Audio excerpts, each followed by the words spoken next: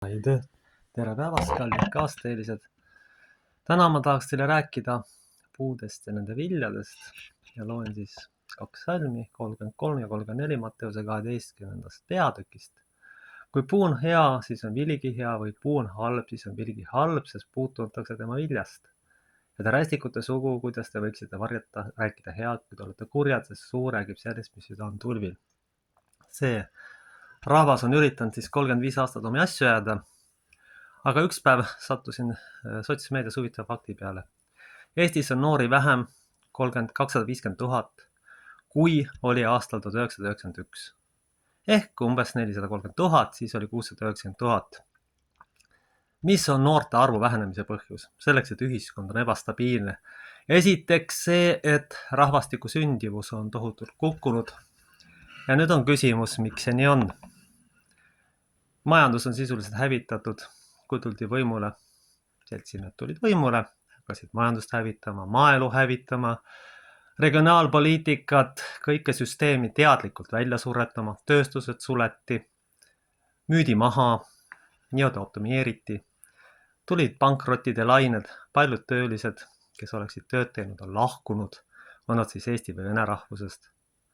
Sündivuse langemise tõttu, see on üks kaotus. Teine kaotus, et suurusjärk 300 000 inimest vähemalt on lahkunud välismaale. Ehk saame kokku 550 000 inimest kaotust.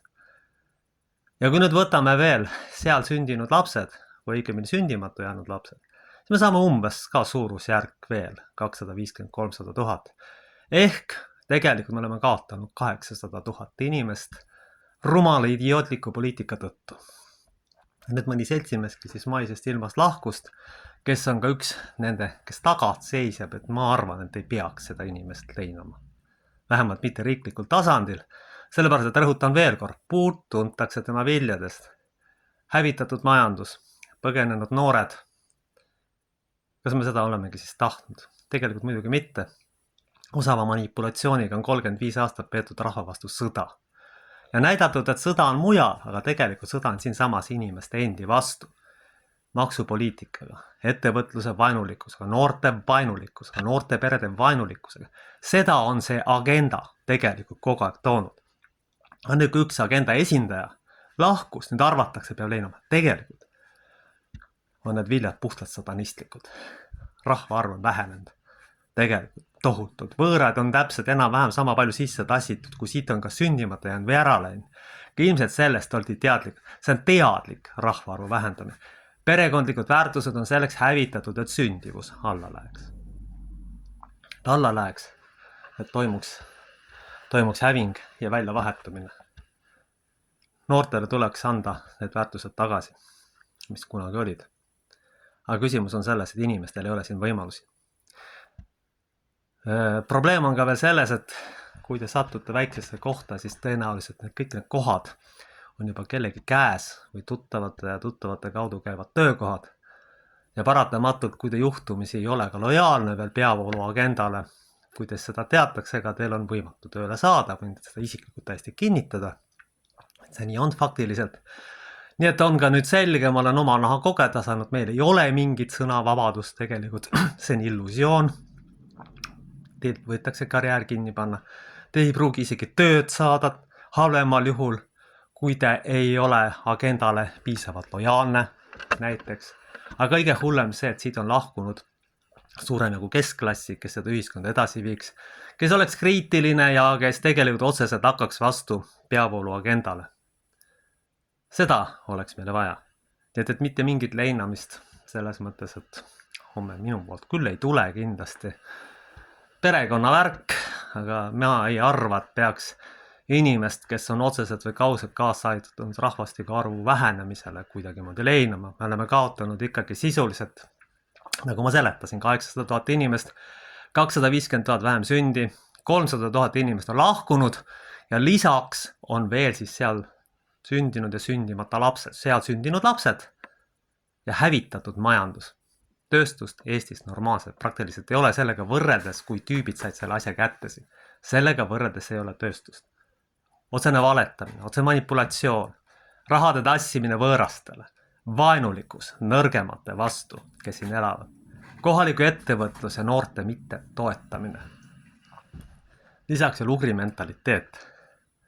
Ja kõigele lisaks, mis see siis kaasa toob, kuna elujõulised mehed, kes tööd teeksid, on suurema kui lahkunud, siis võetakse ju naised tööle, aga töötav naine läheb ju rollist välja ja vaevalt, et ta jõuab enam sel määral perest hoolitseda, kui siis, kui ta ei peaks nagu mehe eest töötama.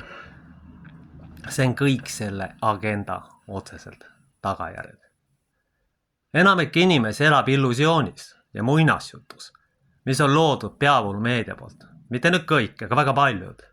Ja kui keegi ütleb, et see muinasjutt on vale, siis ta visatakse lihtsalt jõhkralt üle parda ja siis teda ei võeta vastu teatud ringkondades. Siis pannakse lihtsalt, ütleme otse välja, tee julmalt kinni. Selles on asi. Puuviljad on sellised. Maa on tühi. Väljaspool Tallinnat on töötus tegelikult, ma pakun 25-30%, kui mitte veel rohkem, sest inimesed on tõenäoliselt tüdinud tööd otsimast. Tehakse altuura korras või mingi muul viisil tööd, aga normaalsed ja stabiilsed sissetulekud siin piirkonnas praktiliselt ei olegi paljudel juhtudel, kui teil mingit oma asja või riiklikku ettevõtet ei ole. Ja kõik ei saa endale firmat teha. Noortelt soovitan siiski oma talendid üles leida ja oma eeldused proovida ikkagi omal jõul käel ja omal jõul hakkama saada. Ugri haridussüsteem on jõhker ja julm ja halastamatu, võin ka teile seda kinnitada. Needki vähesed lapsed, kes sünnivad, nüüd peedistatakse, ma ütlen väga robustsed ja kiusatakse päris julmalt taga. Aga küsimus ei ole selles, mis süsteemi me oleme loonud. Küsimus on sellest, kes seal on. Orjameelsus. Kui üks rahvas või üks ametnikkond täitab küsimust, et ta kõiki käske, siis ongi tulemus see, mida me näeme. Ebastabiilne majandus. Kadunud noored. Midagi ei ole. Ma saan aru, et te võite mulle vaielda öelda, et kui te Tallinnas elate, siis te muidugi usute, et kõik on korras, aga siia poole vaadates on lihtsalt tegemist sotsiaalse katastroofiga, kui ma teile päris ausalt välja ütlen, mis siin näiteks Valga linnas tegelikult juhtunud. See on puhas sotsiaalne katastroof. Tõesti õudne on vaadata. Siin linnas varsti eesti keelt ei kuule. Töökohad, töötus on päris suur. Õnneks hakatakse viimasel ajal siia investeeringuid tooma, aga kaotatud on 35 aastat hävingut. Suuremegi ettevõtteid on kinni läinud. See on üle Eesti juhtum. Ida-Virumaal on midagi tagasi tulnud, aga paljude jaoks on juba hilja, nad on surnuks joonud või ära läinud. Ja ikkagi meie rahvastiku kaod ulatuvad kuskil 800 000. Ütlen ka siis kolmas kord välja, 250 000 noorte arv vähenenud, umbes sama palju lahkunuid ja tõenäoliselt veel ka välimusmaal sündinud lapsed ja sündimata jäänud laste arvu juurde liites on see arv tõenäoliselt nii. Sellepärast, et kui praegu sünnib 9000 umbes, siis kunagi, kui see asi tuli siia, 90. ja 80. lõpus sündis üle 20 000 lapse aastas.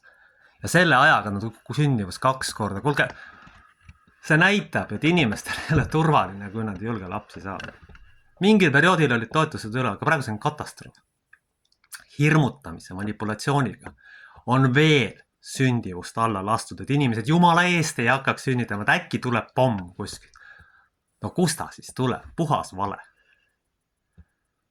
Ja tegelikult peavoolumeedia ongi puhas vale. Kuulsin ühed oma tuttavad mehed, kes ütles, et tegelikult Ukrainast pommitavad ka ukrainlased 11, mis ei suuda kuidagi peavoolu ugrilasele vähe mahtuda. Kui midagi ei meeldi, pane naabrimehe drooni alla ja ongi nii-öelda korras ja olengi naabrimehest lahti ja probleem on lahendatud. Ja siis lastakse 11 USA droonid, Venemaa droonid, Ukraina droonid. Üle Krimmi pidi lendama iga päev 1000 drooni. Peavoolumeedia jälle ütleb, et seal on kõik korras. Peavoolumeedia on vale ja pettus. Seal ei ole midagi öelda.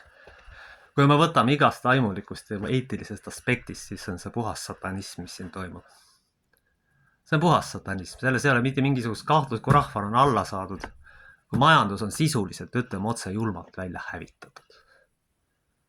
Suurema kui rahvast on siis tegelikult sündimata ja minema läinud. Ja neil, kes siia jäänud on, neil tahetakse ka viimane nahk ära võtta maksude, kõrgede hindadega, olematute palkadega. See on rahvastiku likvideerimise protsess. Ja sellise inimese, kes sellele kaasa aitas, ei pea küll riiklikule leinapäeva tegema. Aamen.